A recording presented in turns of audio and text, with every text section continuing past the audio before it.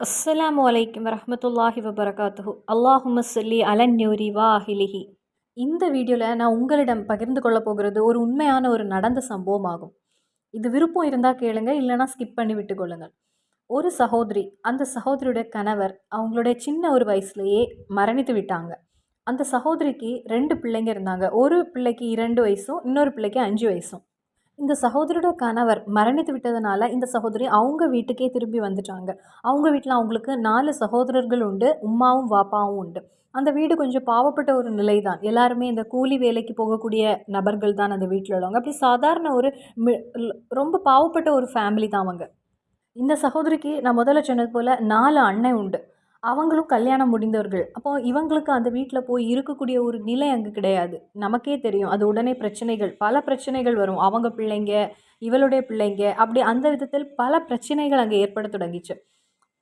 சம்பாத்தியத்துலேயும் எதுவுமே இல்ல. பிள்ளைங்களுக்கு சாப்பாடு வாங்கி கொடுப்பதற்கோ எந்த ஒரு பணமும் இல்ல. அந்த நேரத்தில இந்த சகோதரி ஏதாவது ஒரு வேலை பார்ப்போம் அப்படின்னு சொல்லி ஒரு கடைக்கு கிளீனிங்க்கு வேண்டி வேலைக்கு போனாங்க. அங்க கிளீன் பண்றது, கடைய சுத்தப்படுத்துறது, அந்த மாதிரி ஒரு வேலைக்கு போனாங்க. இந்த சகோதரியோட வாப்பா அவருக்கு ஒரு 15 சென்ட் இடம் இருந்தது. அப்போ இந்த சகோதரியோட பேர்ல ஒரு 3 சென்ட்ட இந்த சகோதரிக்கு குடுக்கலாம் அப்படின்னு சொல்லி அவங்க வாப்பா இந்த சகோதரியிடம் வாக்கு கொடுத்திருந்தாங்க. இந்த 3 சென்ட்ல நீ ஒரு வீடு உருவாக்கி நீ தனியா வாழ்ந்துக்கோ. அப்போ உனக்கும் ஒரு சந்தோஷமான ஒரு வாழ்க்கை கிடைக்கும். தனியா இருந்தாலும் உனக்கு வீடுங்கிற ஒரு இது ஆகும். அந்த விதத்துல அந்த வாப்பா வாக்கு குடுத்திருந்தாங்க. உனக்கு அந்த 3 சென்ட் நான் எழுதி தருகிறேன் அப்படின்னு. அந்த வாப்பா எல்லாம் சொல்லிட்டு செய்யலான்னு இருந்த அந்த நேரத்துல வாப்பாவுடைய மரணம் வந்து அழைத்தது. வாப்பா மரணித்து விட்டாங்க. சகோதரர்கள் அந்த சகோதரிக்கு என்ன சேரணுமோ அந்த 3 சென்ட் வாப்பா சொன்னது போல 3 சென்ட் அந்த சகோதரர்கள் அந்த சகோதரிக்கே குடுத்தாங்க. எப்படியோ கஷ்டப்பட்டு பஞ்சாயத்துல இருந்து அமௌண்ட் கிடைச்சது. எப்படியோ கஷ்டப்பட்டு ஒரு சின்ன வீடு அங்க உருவாக்கி அந்த சகோதரி அங்க வாழ்ந்து கொண்டிருந்தாங்க. இந்த சகோதரி நான் முதலே சொல்லியிருந்தேன், ஒரு கடைக்கு வேலைக்கு போயிட்டுருந்தாங்க. அந்த ஒரு வருமானத்த கொண்டு இந்த பிள்ளைங்களையும் வளர்த்து, ஏன்னா வீடு சொந்த வீடு. அதனால ரொம்ப பிரச்சனைகள் இல்ல. ஏதோ ஒரு பிரச்சனை இல்லாத ஒரு நல்ல ஒரு நிலையில போய்க்கொண்டிருந்தது வாழ்க்கை. அதே கடையில வேற டிஸ்ட்ரிக்ட்லேருந்து வேலைக்கு வந்த இன்னொரு நபர் இருந்தாங்க. அந்த நபருக்கு இந்த சகோதரிய பார்க்க ரொம்ப பிடிச்சிருந்து. இந்த சகோதரிடம் போய் பலமுறை அதை தெரிவித்தாங்க. "எனக்கு உன்ன ரொம்ப பிடிச்சிருக்கு. நான் உன்ன கல்யாணம் பண்ணலாம்னு நினைக்கிறேன்." அப்படின்னு பலமுறை இந்த சகோதரிய போய் அவங்க இந்த விஷயத்த தெரியப்படுத்திக் கொண்டே இருந்தாங்க. இந்த சகோதரி தனியான ஒரு வாழ்க்கை. 2மே ஆண் பிள்ளைகள். தனியான ஒரு வாழ்க்கை வாழ்ந்து கொண்டிருந்தாங்க. அந்த நேரத்தில தான் இந்த நபர் அடிக்கடி அந்த சகோதரியிடம் போய், "உன்ன கல்யாணம் பண்ணிக்கலாம் அப்படின்னு ஆசைப்படுகிறேன். நான் உன்ன நல்ல விதத்தில பார்ப்பேன். என்னுடைய லைஃப்ல கண்டிப்பா என்னைக்குமே நீ தான் முக்கியம்." அப்படின்னு பல வார்த்தைகள சொல்லி இந்த சகோதரியோட மனசுல ஒரு ஆசை வந்தது. இந்த சகோதரியும் நினைச்சாங்க, "என்னுடைய பிள்ளைங்களும் வளர்ந்து வருகிறது. இனி எனக்கு யார் இருக்கா? அவங்க லைஃப்ன்னு அவங்க போயிருவாங்க." அப்படின்னு சொல்லி அந்த ஒரு சகோதரி அந்த விஷயத்துல அவங்கள அறியாமலே ஒரு ஆசையில மூழ்கிட்டாங்க. அந்த நபர கல்யாணம் பண்ணலாம் அப்படின்னு. இந்த சகோதரியோட மனசுல வந்த விஷயம், நாளைக்கு பிள்ளைங்க, ஆண் பிள்ளைங்க, அவங்களும் அவங்களுடைய வேலை, கல்யாணம் அப்படின்னு அவங்க போயிருவாங்க. அப்ப நம்ம தனிமையில தானே இனி இருக்கணும். இன்னும் நமக்கு ஏஜ் இருக்குது. அப்ப நம்ம ஒரு கல்யாணம் பண்ணிக்கலாம் அப்படின்னு சொல்லி, அவங்கள அறியாமலே ஒரு ஆசை அவங்களுக்கு வந்து விட்டது. அந்த கடையில இருந்தவங்க மற்ற நபர்களும் சொன்னாங்க, "இந்த நபர எங்களுக்கு ஒரு 2 வருஷமாகவே எங்களுக்கு தெரியும். அவங்க நல்ல ஒரு நடத்தை உள்ளவங்க. எந்த கெட்ட பழக்கமும் கிடையாது. நீங்க கல்யாணம் பண்ணிக்கலாமே. நீங்க எதுக்கு இப்படி தனியா வாழணும்?" அப்படின்னு அவங்களும் சொன்னப்போ, இன்னும் அவங்களுடைய ஆசை அதிகரித்து கொண்டே போனது. இந்த நபருடைய தொந்தரவும் தாங்க முடியல. கடைசியில அவங்க சம்மதித்தாங்க கல்யாணத்திற்கு. இந்த சகோதரி இந்த விஷயங்கள அவங்கள சகோதரர்களிடம் வந்து தெரிவித்தாங்க. சகோதரர் சொன்னாங்க, "நீயும் தனிமையில இருக்கிற. எவ்வளவு நாள் தான் இப்படி தனிமையில நீ இருக்க போகுற? உனக்கும் ஒரு வாழ்க்கை வேணும். சின்ன வயசுலயே பிள்ளைகளுடைய வாப்பா மரணித்து விட்டாங்க.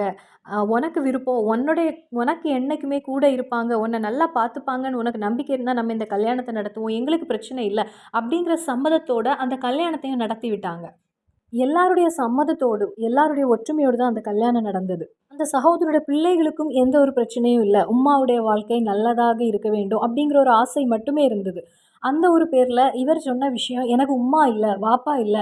சின்ன வயசுலயே நான் வந்து இங்க வந்துட்டேன். எனக்கு வேற யாருமே இல்ல." அப்படிங்கிற ஒரு விஷயம் இருந்ததுனால, இந்த சகோதரி நல்ல உழைக்கக்கூடிய ஒரு பெண்மணி. அந்த கல்யாணம் அதாவது நடந்தது. எப்பவுமே துருதுருன்னு ஏதாவது ஒரு வேலை செய்யக்கூடிய ஒரு நபராக இருந்திருக்காங்க. அதேபோல அவங்களுக்கு சக்காத்து, பலருடைய உதவி, ஏன்னா ஒரு பாவப்பட்ட குடும்பம், கணவர் இல்ல அப்படின்னு தெரிந்த உடனே பலரும் அவங்களுக்கு உதவி செய்து, அவங்களுடைய உழைப்பினாலயும் அவங்க கொஞ்சம் நகைகள சேர்த்து வைத்தாங்க. அவங்களுக்கு செயினு, கம்மல் அப்படி அந்த விதத்தில கொஞ்சம் தேவையான போதுமான அளவு நகைய அவங்க சேர்த்து வைத்திருந்தாங்க.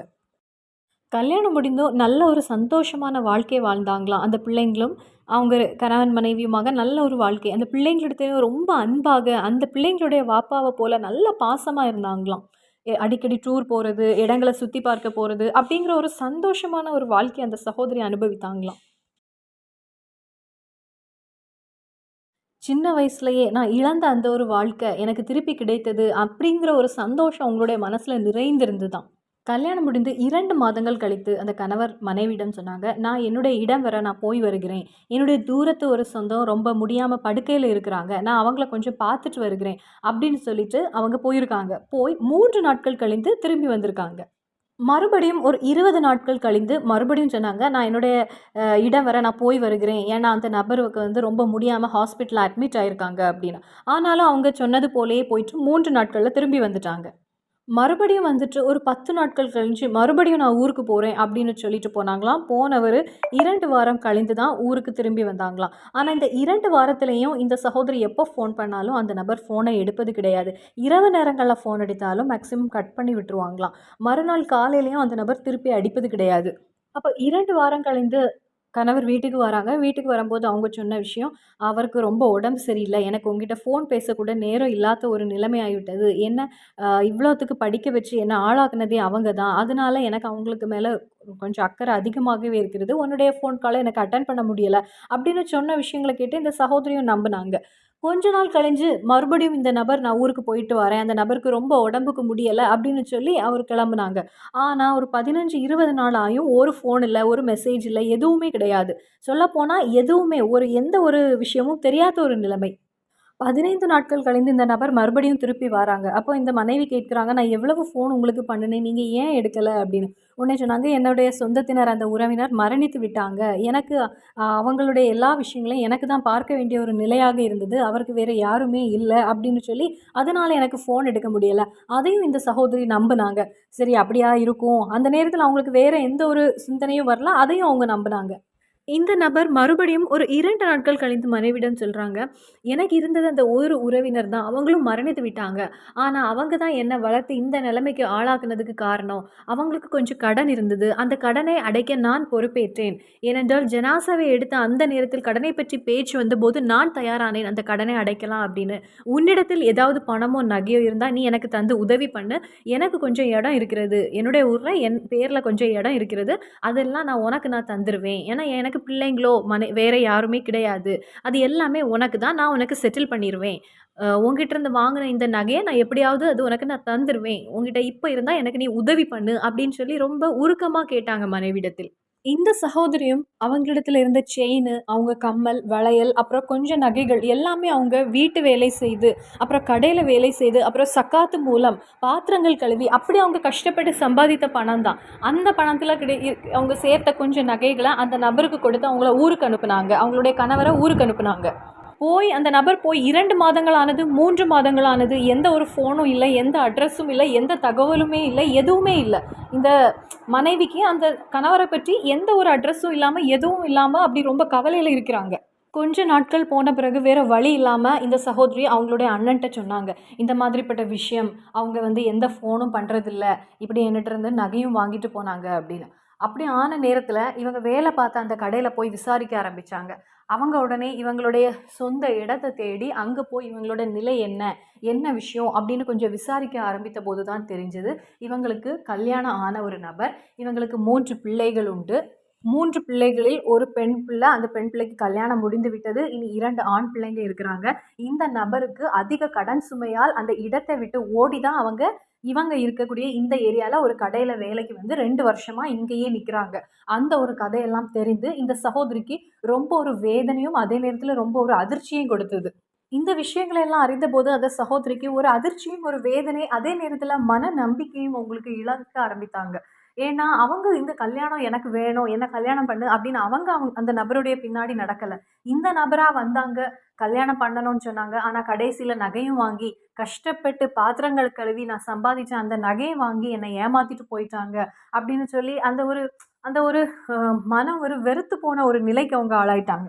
ஆனா, அதன் பின்னர் அந்த சகோதரி முடிவெடுத்த விஷயம், எனக்கு இனி அந்த நபர வேண்டாம். ஏனென்றால் என்ன வஞ்சகம் பண்ணி என்னை ஏமாத்திட்டாங்க. என்ன கொஞ்சம் கொஞ்சமா நம்ப வைத்து என்னை ஏமாத்திட்டாங்க. ஆனா, நான் கஷ்டப்பட்டு சம்பாதித்த என்னுடைய பிள்ளைகளுக்கு சேர வேண்டிய பணம் அது, அந்த நகை. நான் கஷ்டப்பட்டு வேர்வை சிந்திய அந்த நகை அது. அது எனக்கு வேணும் அப்படின்னு சொல்லி அவங்கள சகோதரர்களிடம், எனக்கு நீங்க தலாக் வாங்கி தாங்க. அதே நேரத்தில என்னுடைய நகை எனக்கு திருப்பி வேண்டும் அப்படின்னு அவங்க சகோதரரிடம் இத பத்தி பேச ஆரம்பித்தாங்க. இந்த சகோதரர்கள் அவருடைய முதல் மனைவிய போய் பார்த்தாங்க. பார்த்து இந்த மாதிரி என்னுடைய சகோதரியை கல்யாணம் பண்ணினதும், அவங்களுடைய நகையை ஏமாற்றி வாங்கி கொண்டு போனதும், எல்லா விஷயங்களையும் தெரியப்படுத்தினாங்க. அந்த முதல் மனைவி என்ன பண்ணாங்க, எல்லாரும் எப்படி திட்டுவாங்களோ அதே போல் திட்டி கிழித்தாங்க. உங்களுக்கு எப்படி, இவ்வளோ பெரிய பிள்ளைய நான் வச்சுருக்கிறேன், எனக்கு 2 ஆண் பிள்ளைங்க இருக்கிறாங்க, இவங்கள வச்சுட்டு இன்னொரு கல்யாணம் பண்ணியிருக்கிறாரு, நீங்கள் விசாரிச்சிங்களா அப்படிங்கப்பட்ட கேள்வி, எல்லாரும் கேட்கக்கூடிய கேள்விகளை அந்த சகோதரியும் கேட்டிருக்காங்க. உடனே ஆனால் உண்மையாக சொன்னால் அந்த நேரத்தில் இவர் ஏமாத்தின அந்த கணவர் வந்து அங்கே இல்லை, அவங்க வெளிநாடு போயிட்டாங்க. அவங்க இந்த பணத்தையும் கொண்டு ஏமாற்றி அவங்க வெளிநாடுக்கு போயிட்டாங்க. இந்த ஒரு வெளிநாட்டு பயணத்திற்கு வேண்டி தான் இவர் அடிக்கடி நான் ஊருக்கு போகிறேன், ஏன்னா இதை பற்றி உள்ள விசா எல்லாம் அரேஞ்ச் பண்ணுறதுக்கு, பாஸ்போர்ட்டில் உள்ள பிரச்சனைகளை எல்லாம் தீர்ப்பதற்கு அந்த ஒரு விஷயமாக தான் அவங்க நான் ஊருக்கு போகிறேன்னு சொல்லி அவங்க இந்த மாதிரிப்பட்ட விஷயங்களை தான் இந்த நாட்களில் செய்து கொண்டிருந்திருக்காங்க. இந்த நபர் அந்த நேரத்தில் கத்தரில் இருக்கக்கூடிய ஒரு விஷயம் தெரிய வந்தது.